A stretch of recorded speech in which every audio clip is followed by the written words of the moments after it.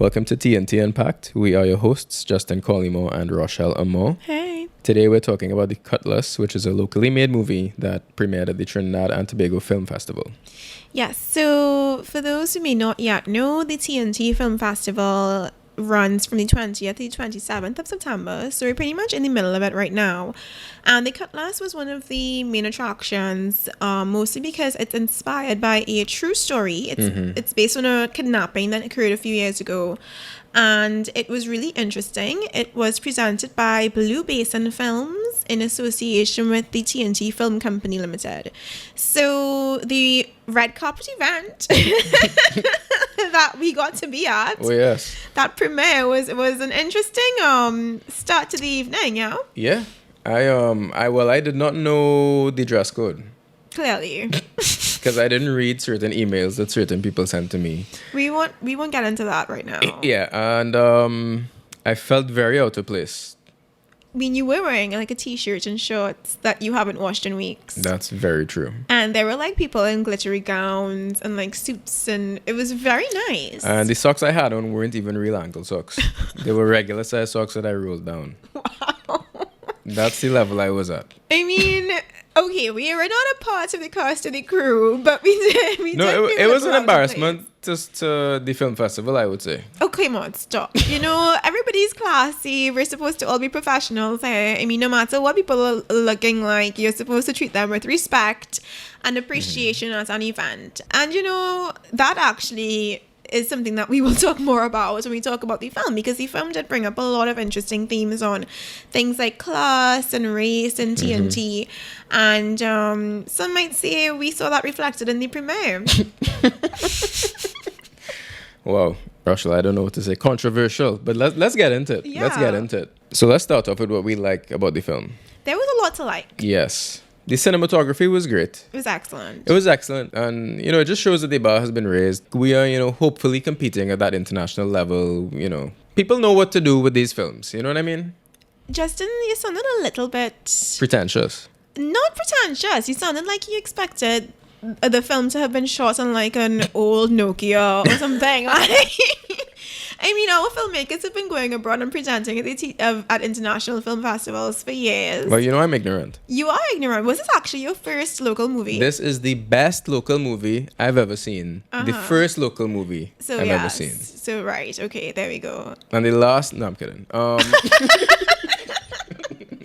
No, but you're one of those people who thought, okay, it's local, it's probably not that great. I'm one of those, and I look down on those people now. So Right. if you look down on me as a result of me saying this, I completely understand. But I was one of those people who I did not appreciate local films. I don't know what I was thinking. It was very judgmental. I apologize to everyone in the world, and I'm sorry. But I'm reformed. You're reformed. You've seen the light. I've seen the light. I mean, I think pretentiousness and art is something that kind of goes together all around the world, just because people misunderstand and don't really perceive the importance of art to everyone in a society. And that was something that I was really pleased to relate to in this movie. It was something that touched on a lot of issues locally, a lot of societal issues. Very well done, I think, in general. So I like the way they did it. Yeah, and I think the cast is really to thank for that. So first of all, I think we should just shout out the director, Richard J. Beresford. I believe this was her first full-length project, if I'm not mistaken. I don't know. Yeah. And then it was written by Tennille Nwalo, who did a great job. Director of photography, I think you would personally like to thank him since you loved the cinematography so much. And Ian Bloom. It wasn't on an old Nokia phone. Listen, Ian Bloom, I'm on LinkedIn. You can find me. And it was edited by Drew Umland, who I also heard did a pretty great job. Let's talk about the characters. So the main characters. Yeah. And the not so main characters. I mean, there was some not so main characters that I think did a particularly good job, but we'll get to that. Are you talking about the sexy woman, Justin? Because that's not relevant. Let's talk about the cast. Joanna Solomon, who's the girl that gets kidnapped in the movie, she's played by Lisa Bell Hirschman. She did a great job. It looks a lot like Angie Harmon from Law and Order, the older one. I don't see the relevance of that, Justin. No, I'm just pointing it out. Okay. You know, she kind of looked familiar. That could be her daughter. Oh, maybe. I don't think that Probably would. not, though. Probably not, no. But yeah, I think she's more of a man than I am. Her foot is clearly harder than mine because, during the movie, she gets kidnapped and the captors taking her through the forest in Toko, and she's walking through a lot of terrain. Just as a person, just doing that, I can't even walk through. Like when I'm leaving somebody's house, if there's grass to get to the car, I could barely make my way through that. So for her, Right. that's next level for me. I mean, yeah, it definitely was well played. And speaking of her captor, that was the role of Al, played by Arnold Gonon. I believe that's how you pronounce it. We're just going to call you Arnie if you're listening, Mr. Arnold, sir. Arnold G. Arnold G. He did a great job. He's one of my favorite local actors. Yeah, I would say, I didn't know of him before this. Right, because you've never seen anything local before. Mhm. Exactly. Such a Trinidadian. Happy Republic Day, everyone! His performance, I was very impressed by. He just really, you felt very genuine. Yeah. Yeah. He just, I think he's just a very interesting character, Al. Yeah. He's not too much of a stereotype. The kidnapper is a human being. And I think that a lot of the movie revolved around the relationship between the victim, Joanna, and the kidnapper, Al. Kirk Bolts plays Joanna's dad, who is dying of cancer. So that adds, of course, another element to the film that Joanna as a person is dealing with, and then she gets kidnapped on top of that. It's like, how much can you really deal with as a person? Like, come on. And finally, well, in terms of the main roles, we have Tyler, who's Joanna's man, played by Michael D'Souza. Tyler's a henchman. What does that even mean? He's a henchman. He's a girl's man. Do you mean he's a wet man? Yes. He is a wet man. Probably. I mean... There was no teeth in the movie, though. I think we need to That was an bring that up with oversight. Darisha. Darisha needs to address that. Yeah, but I mean, what did he drive? Like a Jeep? I think he drove a Jeep or a pickup or something. Of course. Of course he drove a pickup. Anyway, yeah, and of course you had, people like Conrad Paris in the mix, Penelope Spencer. So we had an interesting cast. A lot of people who we can't mention. We wish you could mention everyone. But to everyone, y'all did a great job. We really enjoyed ourselves. And some of our favorite things, besides, of course, the quality of acting and the quality of cinematography, I really appreciated the setting. Yeah. They really went straight up in the bush. Like, I keep forgetting that Trinidad has, 3 mountain ranges. There's a whole other world in these mountain ranges. There's more going on. There's so much more going on than I realized. It's not just wildlife. It's not just Marval and Diego Martin. It's not just Marval and Diego Martin, guys. There's a lot happening. So it was interesting to get a peek into that subculture of people who do... It's not so legal things in these forested areas. So that was really interesting for me. And in terms of the actual film, we don't want to give away too much. Yeah. Yeah, but we think it's important to definitely talk about the class issue that came up. Yeah. The issue of class, which is a big issue in TNT, right? Everybody loves a status. That's very true. Why are you leaving me alone Leaving you hanging? in this conversation? I'm not leaving you. I'm just trying to think of a point.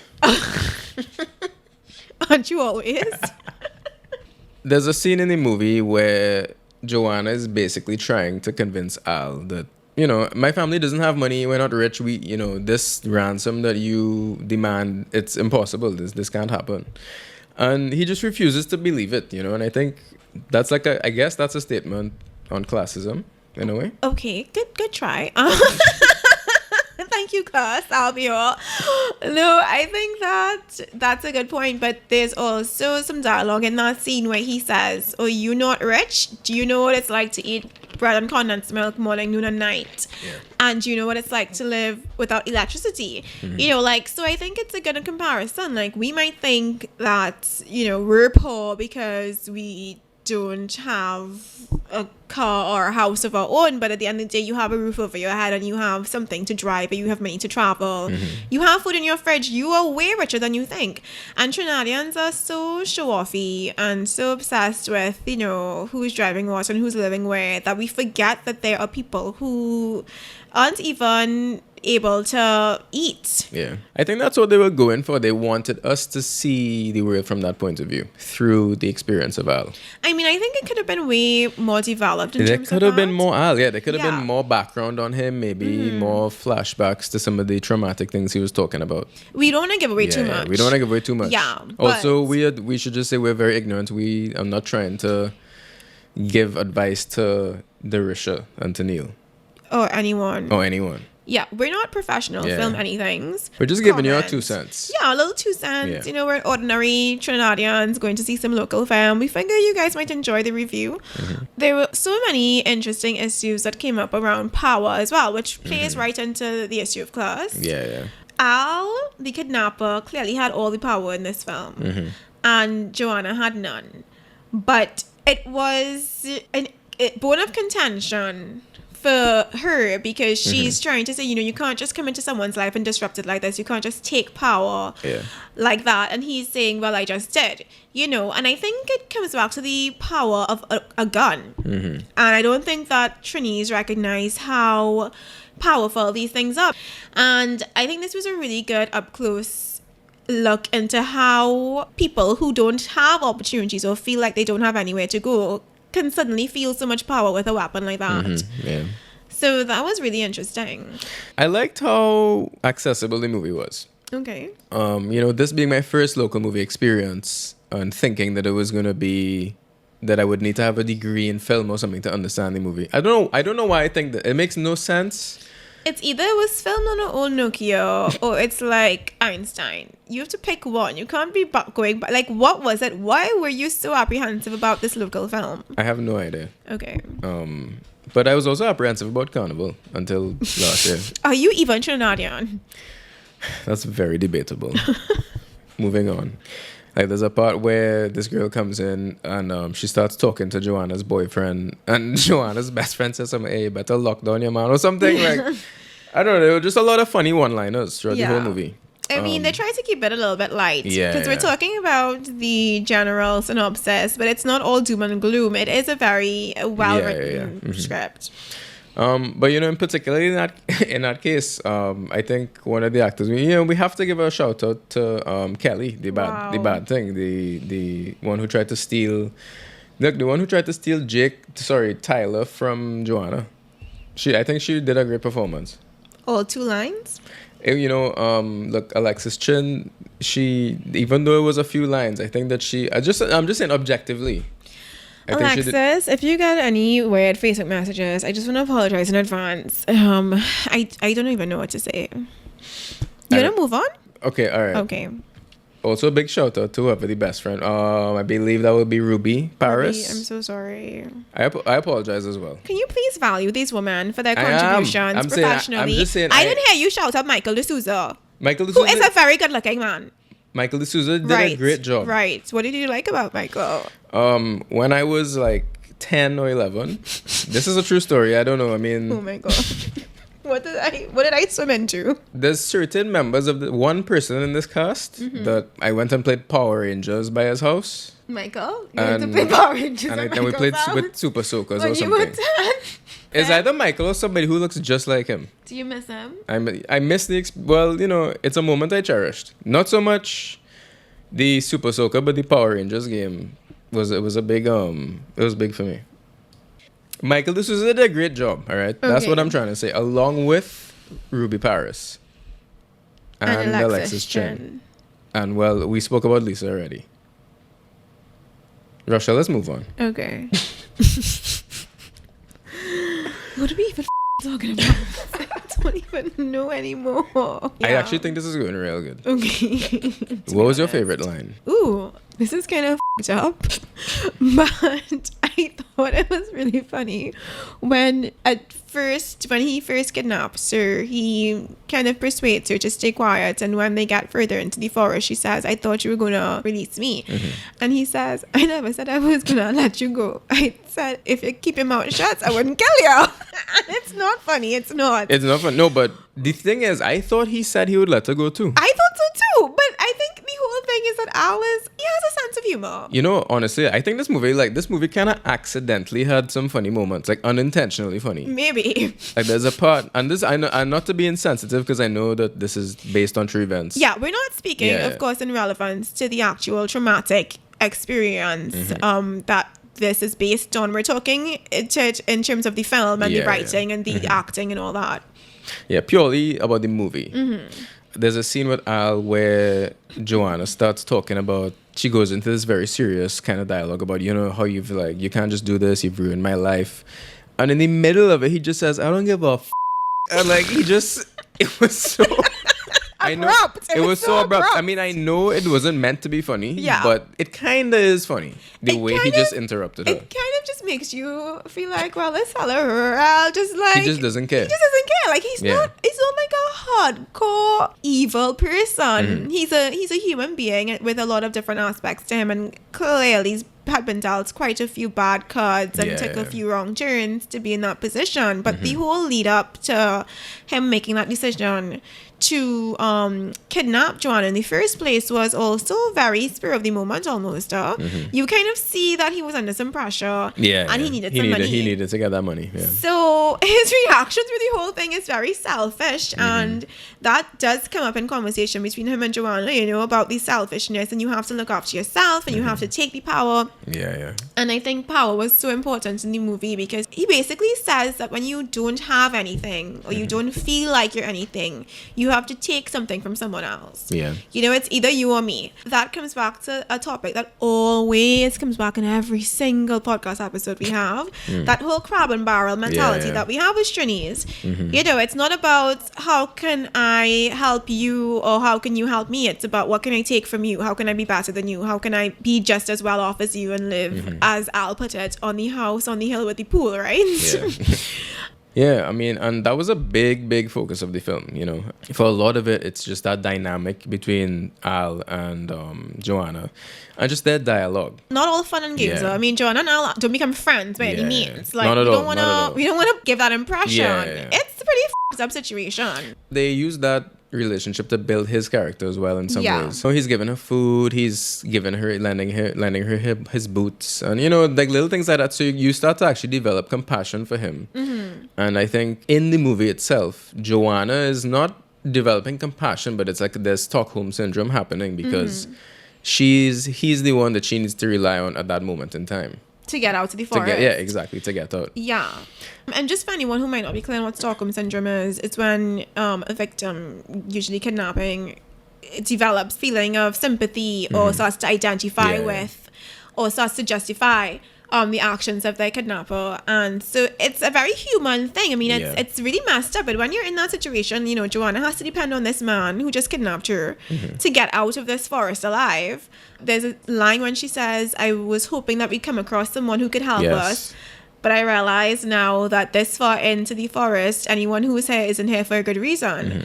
And I think that was very human. It was just down to survival. And that's how people live sometimes. We go about our days with our 9-to-4s and our, movie towns and our avenue lines. We forget that at the end of the day, that's what humanity is about. Yeah. That was my favorite line of the whole movie. When she said that, it really makes you think, just imagine like you're in the epicenter of just danger, because it's not only the environment, but it's like there's other evil people right around. There's other threats all over. It just makes you think like what it must have been like for her to really be living that experience. I mean, I'm really happy that this story was told. But again, I think it's important to talk for a minute about perspectives in film. I was talking to someone about this today, and that, filmmaking in Trinidad, like we said earlier, a lot of people think it's only for a certain class. A lot of the average Joes might not take it upon themselves to go and see a locally produced film, either because they think it's going to be shit like you did, or they think it's going to be pretentious and above them like you also did for some reason. Well, that's what I thought when I saw the way everybody was dressed at the event. Oh, the red carpet event. I mean, it was a celebratory occasion, and I think they wanted to make it similar to what you might see in an international film festival. We are operating at that level in many respects. So. Do they post the pictures of that event on Trini Scene? And why do you want to know? I'm just out of curiosity. Is Trini Scene still a thing? I don't know. Okay, but the point is we're operating not just as filmmakers and event through us, but as a film industry, we're operating at a really international level. I'm not saying that all the films are amazing and that they can all compete internationally and that everything about this film was great, but it's much better than many people expect. At the same time, the resources to make films, it's limited, and the people who can afford to go abroad to study things like directing. I mean, we spoke to Marcus and he can barely make it to Yale. So the people who can't afford those kinds of programs and come back with the talent are also going to be of a certain class. So we did think about the kinds of stories that are being told and how they're being told, and more importantly, who is telling these stories. And a big credit to the team at Cutlass for bringing in that perspective of the kidnapper and helping us to see him in a human light and not just as a bad man. But if I were, for example, a young black Trinidadian male, I would have only seen myself in that film as a criminal or a drunkard. Or a police officer who didn't really do much because they're incompetent and careless. I'm not saying that's my personal opinion. That was the portrayal in the film. It didn't come across as totally incompetent, but no one listened to the police officer. That's true. Like, there was almost no cooperation. There was not too much cooperation. There wasn't too much. And that's, again, reflective of real life. Our confidence in protective services is pretty low. But that's a whole other issue that we're not qualified to speak on. Coming back to the point, when it comes to representation in film and accessibility, stereotyping is something that we really need to stay clear of. And in some regards, I was happy that this little white girl, Joanna, who everyone assumed, who Al assumed had money and was rich and lived on a big hill with a house with a pool, actually didn't have money. Her father was dying of cancer. They didn't come from a wealthy background. She had a lot of problems, couldn't go to university because they couldn't afford it, and she had these obligations. So she's also a human being as well, with ordinary problems, and she's not just a white Trini stereotype. I would love to see more films. I mean, we've seen one. I have no... We can't comment just yet, but I really hope that the way we go in the future is more inclusive when it comes to perspectives. Yeah, we want to be open. We want to... And in a way, that's part of why you would go see a movie. You want to get into somebody else's shoes and see what it's like for them. And you also want to see yourself on the film, on the screen a little bit. What were you not so comfortable with? What was I not so comfortable with? I felt as like in the middle of the movie, it did feel like it was kind of slow. I was kind of anxious to see where things were going. They just it seemed like they were just going through the forest. Like I was like, all right, well, I know this is going on, but what's happening? But again, I'm a layperson. I don't know anything about filmmaking. I'm not a movie buff, so I don't know. My opinion is not that important, is what I'm trying to say. It never is, Justin. It never is. But neither is mine. But I think it's important in the sense that, you thought it could have been more dramatic. I can understand why people might have been anxious, but I think it gave the relationship between Joanna and Al time to kind of be fleshed out and for all these different things to come up, because a lot happens. They encounter a lot of challenges. There's a very gruesome scene that I won't get into. At the end of the day, you are anxious for her to get out. You want her to get out. You want her to get out. We're not going to give away what happens in the end. You talk about some things you were uncomfortable with. I know something you were uncomfortable with. I'll talk about it. Okay. But it actually raises a very interesting point. You didn't like that the group of people at the beach house were listening to Orange Sky. You felt like that was unrealistic. Now, I just want to say mad respect to Orange Sky. I grew up with you guys. As did I. But that's kind of my point. I mean, there is so much newer, modern, interesting music coming out of TNT. So much talent, guys. Come on. Nigel Rojas was at the premiere, though. And he was lovely to see. But did we really need to be so basic in our music choice? The opening score was beautiful, though. I wish they played Red Rat. Oh, Jesus. At the house line. I don't know how. Or maybe some Movado. Maybe. Yeah, I don't know. I mean, people listen. I'm sure there's people that still listen to Orange Sky as a group. This is the funny thing, right? Your gripe is with Orange Sky, right? But in the movie, so was Al's. He walks into the part and everyone is on the ground, and the first thing he says is turn that shit off. Like, he was not having the Orange Sky. Now, without giving away the movie, what Justin's referring to is the scene right preceding the kidnapping. John is with her friends when it takes place, and they were all listening to Orange Sky, and Yes. Both Al and I had some issues with that. Both you and Al hate Orange Sky. We do not hate. Would you stop No, that? Al hates Orange Sky, but you are. I'm okay. I'm fine with it. I just think for a 2016 movie, perhaps we could have found an updated CD. Oh yeah, sure. You know what I'm saying? I feel you. Come on, please. But wait, would the movie have been set 10 years ago?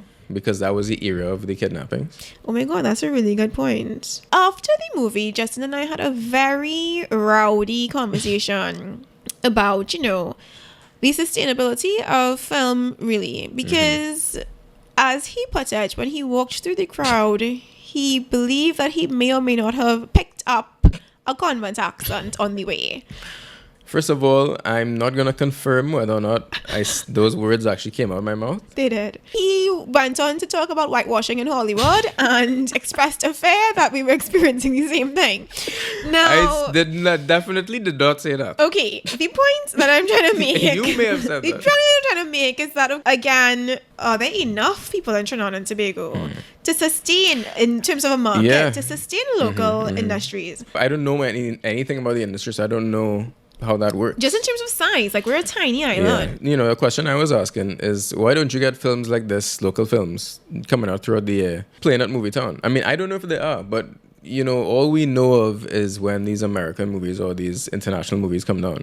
Like, why is it that local movies don't show year round? I mean, we have Indian Bollywood movies. Yeah. What we really need to do is get out there, and I think that's what our filmmakers have been doing. They've been getting out international festivals. Some of them were recently the Toronto International Festival. It's crazy because people internationally and abroad know that, okay, TNT is making good stuff, but then back home, there's still people like you who should know. I mean, it's not like you're not well educated and in the loop, right? You should know about these things, but you don't. I don't know. So for lots of people who aren't as in touch with the art and culture sector. And what I wonder is, I'm one of these people that used to think, local movie, there's like almost like a stigma against it. But do you think a lot of people feel that way? I think a lot of people feel that way. And do you think that's why Movie Town, for example, or any cinema might feel like, all right, it might be a little risky for us to play this movie? Maybe, but I know that, for example, secondary schools attend the festival, but then again, it's a festival, so everyone wants to attend and wants to see what's happening and what's out there. Can I bring up something that I feel like we should touch on? What's that? Before the movie began, Darisha and Tanil, they made speech. I believe, did they both make speeches? Yeah, they did.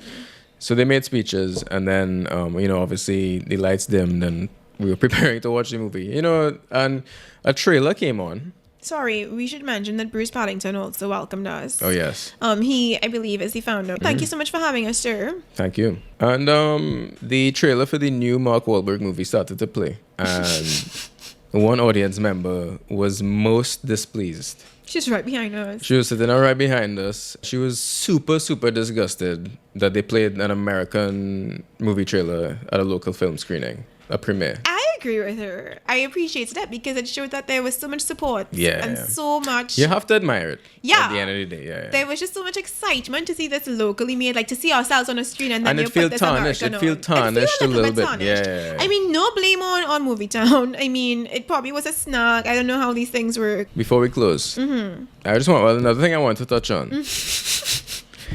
Alcoholism. Oh my God, yeah. Al seemed to be an alcoholic. Al was an alcoholic. Should we get into it? We can a little bit. I mean, as expected, the kidnapper had some problems. Yeah, he did. Alcohol being one of them. But I'm wondering, was Tyler also an alcoholic? Tyler being Joanna's boyfriend. Yeah. I don't think he was. Tyler's straight edge. Right. He doesn't play around. He drinks straight from the bottle. Right. A few episodes ago, we had Ariane Shepard on to talk about depression. And one of the things we touched on was how people use alcoholism to mask a lot of mental health issues. That's true. And we see in the movie very clearly that Al is struggling in terms of mental health. And he clearly seems to depend a lot on alcohol to help him get through that. So it also was a bit of a commentary on the dependence of alcohol and drugs that we have, especially people who've had it hard and who don't feel like they've had a lot of opportunity, or who just haven't had a lot of opportunity. How do they make themselves feel better? How do they take back some sense of control and power? And alcohol helps. Yeah. That's a fact, you know? Now, I'm not saying that the corporate sector needs to start throwing way more money behind the film industry because they should also really be throwing way more money behind our podcast industry as well. Agree. I think most people would agree on that. But what I'm trying to say is that we're at a point where I think we can trust our local talent. Yes, I think that's what it is. I think that's what it boils down to in the end. Yeah. It's like, do I trust this locally made film? And when we can. We can. Yeah. We need to open our minds to the possibility that there can be some gold in here that can go on to be featured at international festivals. Thank you.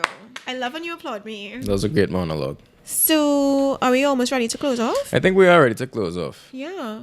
I may or may not have had some difficulties getting into the premiere in terms of organization, and I'm not naive. I know I'm not the only person in the world. As a country, we're still working towards a certain professionalism when it comes to customer service and never making people feel unwelcome or like, they don't belong at your event. Acknowledging that everything is not always going to go perfectly, but just say a big thank you nevertheless to the team at TTFF. They did a great job with the event. I mean, it was like the Emmys or like the Oscars. All right, that's a little rich. I mean, there was a red carpet, Justin. More of a red strip. Okay, fine. It was a red strip. Carpet is a stretch. It was a red piece of felt. Hello, no, but some of those people were looking better than half the Oscar nominees this year. Did you see the clothes? Rochelle, I was astounded at what I saw. It was beautiful. People really came out and looked really I great. understand high fashion now. There you go. I'm reformed. You are. It's like a whole new world. Yeah. We need to get in on this. We need to go get some floor-length beaded gowns and like a tuxedo for you. You can catch Cutlass. I think it's showing today, 5 p.m. That's Saturday, Republic Day. It's also showing on Monday at Movie Town. So get in there. Yeah, I think it's like $30. But big up to Movie Town themselves, right? Big up to Movie Manager Town. Mark McKenzie, who was representing at the premiere. I saw him there. The whole cast. To everyone, anywhere who's ever worked on a film or is working towards being a filmmaker, keep working, keep pushing, and just do us proud. It's about the art. That's a good message to send. All right. Well, thank you for listening. We hope that you enjoyed our review. You can look out for the other ones that we do. And until next time.